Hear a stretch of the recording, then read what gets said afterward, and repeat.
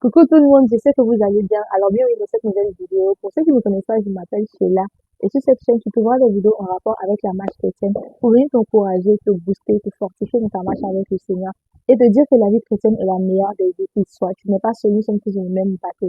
Et pour les personnes de la maison, bienvenue famille. Je sais que vous allez bien et que votre semaine s'est super bien passée. Nous nous retrouvons aujourd'hui pour parler d'un sujet assez tabou dans le corps du Christ, mais vas-y. J'ai pas vraiment hésité ni trop réfléchi avant de faire cette vidéo. Au contraire, j'étais vraiment pressée de la faire parce que je me suis dit que c'est vraiment quelque chose duquel, franchement, faut qu'on parle dans le corps du Christ. Je pense que par la miniature, par le titre, vous avez déjà vu de quoi est-ce qu'on va parler. Ça peut peut-être être tabou pour certaines personnes. En tout cas, même moi, je suis en train de parler, moi, je suis en train de faire la vidéo, ça sera peut-être un peu gênant, mais vas-y. Je me dis qu'il y a des choses, faudrait qu'on en parle dans le corps du Christ.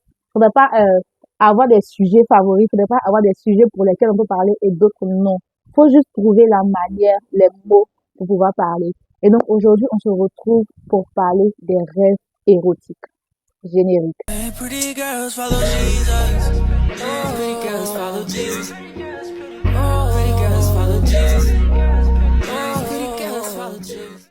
Que vous savez ici que tous les sujets qu'on traite sont souvent saupoudrés de story time. Aujourd'hui, j'ai pas de story time, mais il faut dire que j'ai aussi expérimenté ces choses. Il fut un temps, voilà, où je faisais moi aussi des rêves érotiques. Et faut dire que dans les débuts de ma conversion, je me rappelle très bien que dans les débuts de ma conversion, lorsque j'ai donné ma vie au Seigneur Jésus, c'est-à-dire dans les débuts des premiers mois, je me rappelle 2 mois après avoir donné ma vie au Seigneur Jésus, sur 2 jours, je me retrouve à faire des rêves où je suis, déjà même, où je suis en train de faire des attouchements avec une fille. En fait, si c'était un garçon, il pourrait dire, bon, ok, c'est un garçon. Mais une fille, là même, c'est encore plus grave. Et comment vous dire que j'ai paniqué, je me dis, mais attends, qu'est-ce qui se passe? Je vais changer de côté.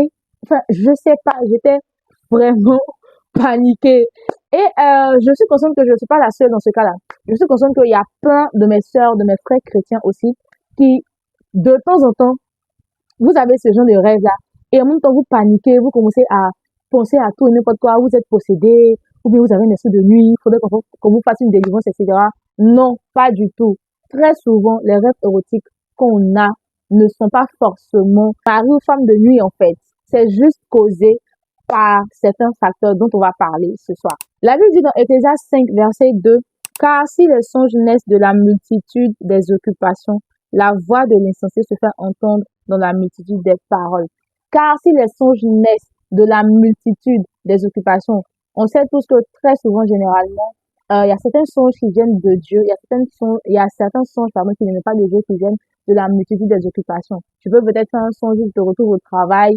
Ça veut pas dire que bon, ça peut peut-être avoir une signification, mais généralement, très souvent, ça peut être parce que tu passes 5 jours sur 7 au travail, en fait. Donc, c'est normal que tu fasses un rêve où tu te retrouves au travail, etc. Bref, donc, on va noter ce verset-là. Les songes viennent de la multitude des occupations. C'est un peu pareil aussi avec les rêves érotiques. Les rêves érotiques peuvent venir de plusieurs sources, mais pas forcément des démons. Ça peut venir de notre manière de penser. Ça peut venir des choses qu'on a vues au cours de la journée, des choses qu'on a entendues, des choses qu'on a vues, des choses qu'on a, je sais pas, touchées, les pensées qu'on a eues. Les rêves érotiques peuvent venir de plusieurs autres sources qui ne sont pas forcément mari ou femme de nuit. Et j'ai envie de dire à quelqu'un aussi que tu n'es pas possédé, faut pas avoir peur. Peut-être après cette vidéo-là, tu vas comprendre beaucoup de choses. Tu es chrétien, tu as le Saint-Esprit de Dieu. Tu pries, tu médites, ta vie est clean. Bon, quand je dis clean, c'est pas que tu pêches pas, mais tu essaies de maintenir une routine. Tu essaies de maintenir ta relation avec le Seigneur. Tu pries, tu médites, tu jeûnes, tu vas à l'église, tu fais des trucs. Et puis, une fois sur deux, tu fais des rêves érotiques. Ou bien chaque 3 mois, je sais pas, il t'arrive de faire des rêves érotiques sans raison valable. Crois-moi, tu n'es pas possédé. Ce n'est pas un mari de nuit, ce n'est pas une femme de nuit. C'est juste qu'il y a certaines choses qui se passent dans ton corps. Et avec toutes les recherches que j'ai faites par rapport à cette vidéo, ce que je peux te dire en premier, c'est que, comme je l'ai dit, les rêves érotiques peuvent venir de ce qu'on a consommé au cours de la journée, de ce qu'on a vu, de ce qu'on a entendu, des choses que notre esprit a nourries, des choses que notre imagination a nourries. Ce n'est pas forcément que lorsque tu pars te coucher avant de dormir, tu penses aux choses des grands. Non. C'est juste que des fois, ton esprit, ton cerveau lui-même, il aime bien se jouer des tours aussi. Et l'une des causes des rêves érotiques est aussi liée à la biologie. C'est lié aux hormones. Tous les rêves érotiques ne sont pas forcément des rêves qui viennent d'un esprit de femme ou de mari de nuit. Pour certaines personnes, les rêves érotiques peuvent avoir comme cause les hormones. Je vous explique.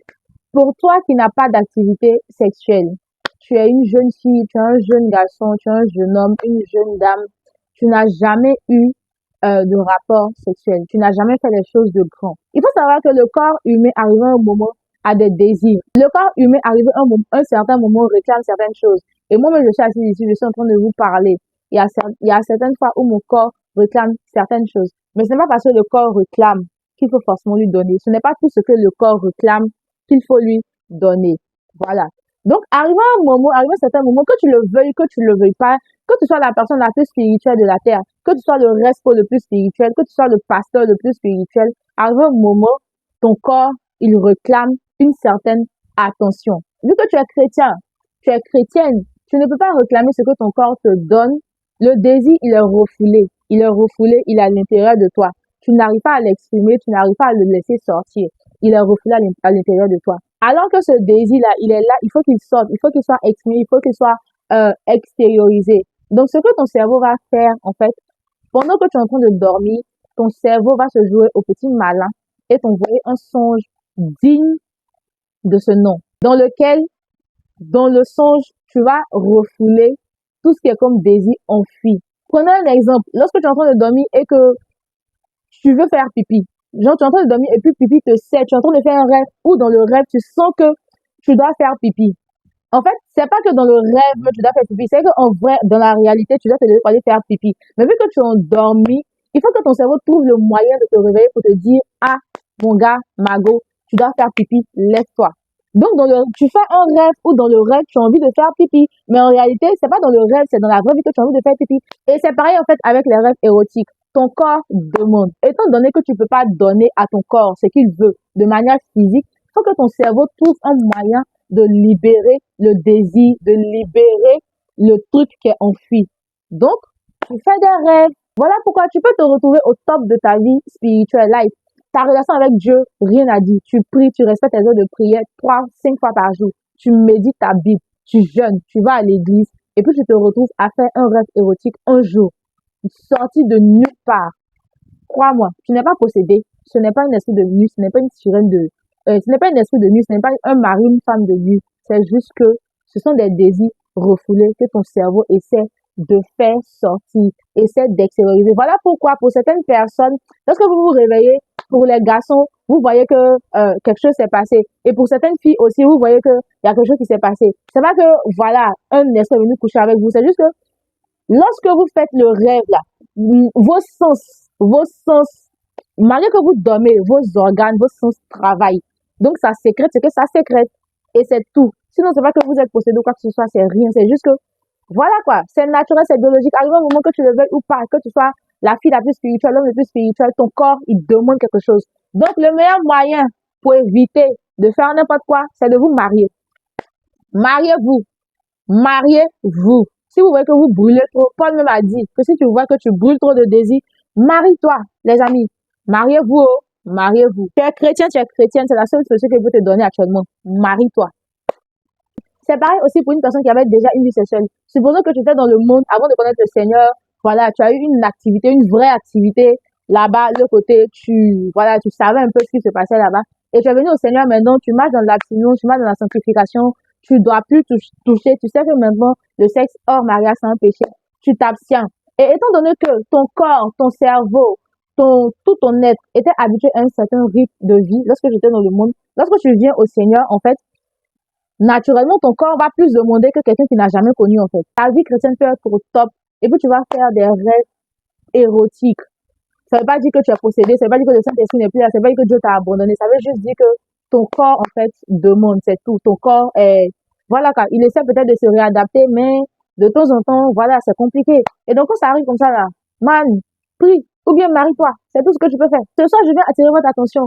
Arrêtez de crier à la possession lorsque vous faites des rêves érotiques. Très souvent, vous n'êtes pas possédé, vous n'avez rien du tout, c'est juste l'hormone, c'est juste le corps en fait. c'est juste le corps. Mais attention, ce n'est pas pour autant que il n'y a pas la présence aussi de Satan. Parce que la Bible dit ne donnez pas accès au diable. Il est arrivé que tu as fait ce rêve-là une fois en passant et tout, etc. C'est pas grave, c'est le corps, etc. Mais lorsque ça revient, lorsque aussi, peut-être, je sais pas, toi, à chaque fois, tu fais des rêves érotiques, c'est que là, il commence à avoir un problème. Si toi, à chaque fois, chaque 2 semaines, chaque un mois ou chaque mois, ou arriver en tout cas, si toi, tu passes ton temps à faire des rêves érotiques, si ça devient ton quotidien tous les jours, c'est que là, il y a un problème. Il faut vraiment chercher à savoir. C'est que là, il y a peut-être présence d'esprit de nuit ou bien le diable vraiment est en train de manigancer quelque chose dans ta vie. Et si c'est ton cas, si toi, actuellement, ton quotidien, c'est de faire les rêves érotiques, etc., ce que je peux te donner comme conseil par la grâce de Dieu, c'est de demander l'aide au Saint-Esprit de venir t'aider.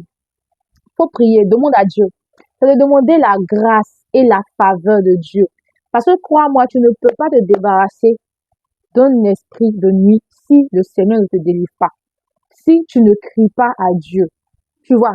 Donc, si toi, actuellement, c'est ton quotidien, si toi, c'est ton quotidien, même quotidien, il faut prier. La première chose que tu peux faire, que tu dois faire, pas que tu peux, que tu dois faire, c'est de prier.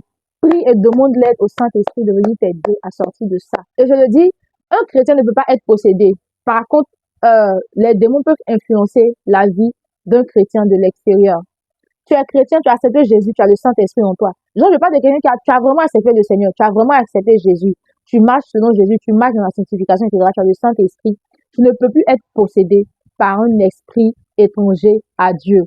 Par contre, cet esprit-là peut influencer ta vie du dehors. Donc, c'est pour ça que tu peux prier, tu peux avoir le Saint-Esprit, mais tu vas faire des rêves érotiques, ça sera ton quotidien. C'est pas que le Saint-Esprit n'est plus là, mais c'est juste que toi-même, tu as donné accès au diable. Comment? Au travers de ce que tu vois, au travers de ce que tu entends, au travers de ce que tu consommes comme contenu quotidiennement. Quotidiennement. Qu'est-ce que tu consommes comme contenu? Qu'est-ce que tu vois? Quelles sont les choses que tu aimes regarder? Quel est le genre de film que tu regardes? Quel est le genre de musique que tu écoutes? Les musiques sensuelles, les musiques où on parle de corps. D'ailleurs, il te dit, faut arrêter d'écouter les musiques modernes que tu écoutes. Après, c'est tout ça qui te pose des problèmes. Arrête. Écoute du gospel. Écoute du gospel. Quel est le type de musique que tu écoutes? Quel est le type de film que tu regardes? Les films sensuels, le corps du désir. Arrête ça. Arrête. Donc, tout va dépendre de la position dans laquelle tu es. Où est-ce que tu te places? Qu'est-ce que tu fais, en fait? Qu'est-ce que tu fais pour que toi, ton quotidien, pour que toi, chaque 2 jours, chaque 3 jours, chaque semaine, tu aies un rêve érotique?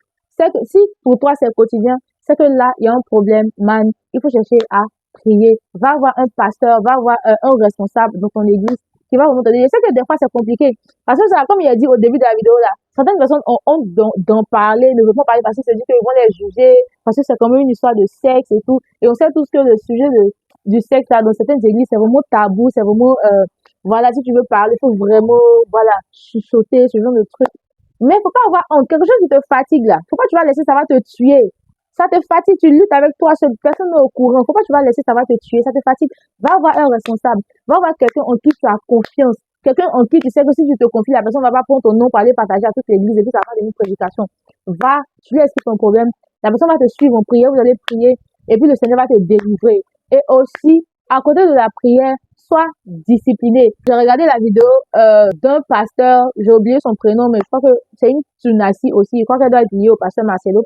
Et elle a parlé de la discipline. Elle était disciplinée.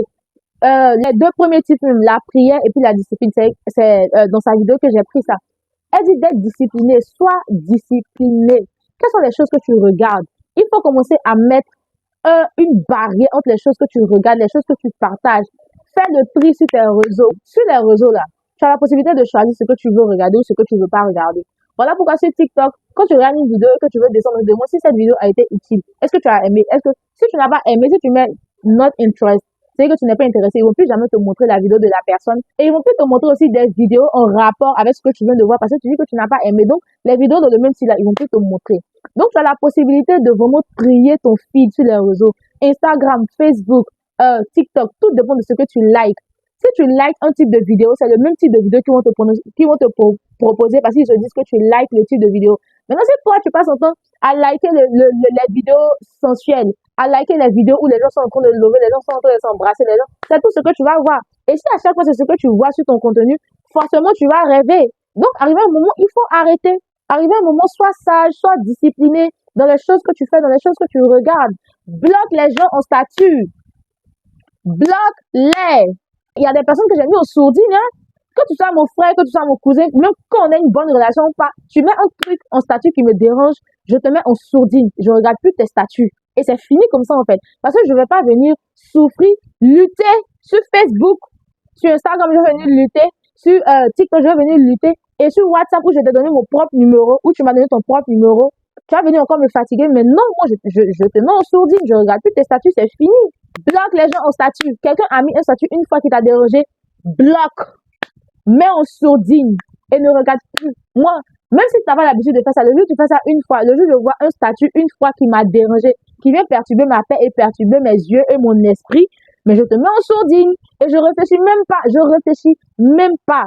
La Bible dit que le royaume des cieux est forcé et ceux les violents s'en emparent. Si tu n'es pas violent, si tu n'es pas violente dès le départ, avec les choses que tu cautionnes, les choses que tu likes, les choses que tu aimes, les choses que tu partages, bah, tu vas toujours faire des rêves érotiques, en fait. Donc, arrivé à un moment, sois responsable et bloque. Fais le tri. Sois discipliné. Sois discipliné. Sois discipliné dans les choses que tu regardes, les choses que tu entends, les choses que tu vois. Franchement, sois discipliné. Et note-moi cette phrase. J'ai écouté la vidéo de la dame et j'ai trouvé que vraiment cette phrase, elle était hyper forte. Il fallait que je la partage avec vous. Note-moi cette phrase. Une pensée engendre un acte. Un acte répété engendre une habitude. Et une habitude engendre un caractère. Une pensée engendre un acte. Un acte répété engendre une habitude. Et une habitude engendre un caractère. Tout part de la pensée. Tout part de la pensée. Si tu n'avais jamais pensé à faire un truc, tu n'allais jamais le faire. Si tu n'avais jamais pensé à donner ta vie à Jésus, tu n'allais jamais donner ta vie à Jésus. Si tu n'avais jamais pensé à manger, quand tu as faim, si tu ne penses pas à manger, tu ne vas pas manger. Tout part d'une pensée.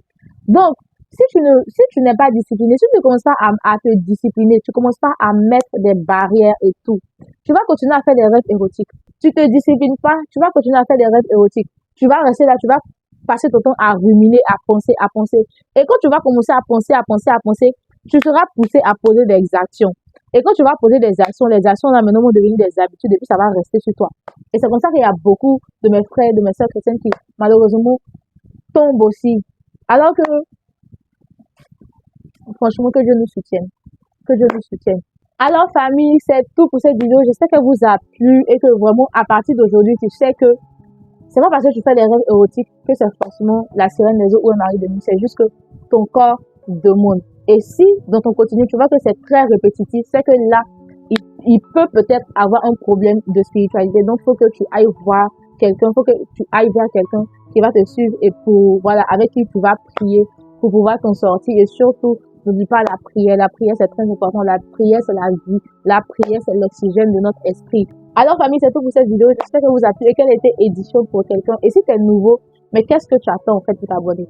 Mais abonne-toi! Abonne-toi! Like la vidéo, commente et aussi partage cette vidéo parce que je sais qu'elle fera du bien à plusieurs d'entre nous, à plusieurs de mes frères et de mes sœurs chrétiennes. Donc, partage la vidéo, n'hésite surtout pas à la partager autour de toi et abonne-toi aussi. Et moi, je vous dis à la semaine prochaine pour une nouvelle vidéo. D'ici là, prenez soin de vous et que Dieu vous bénisse. Bisous!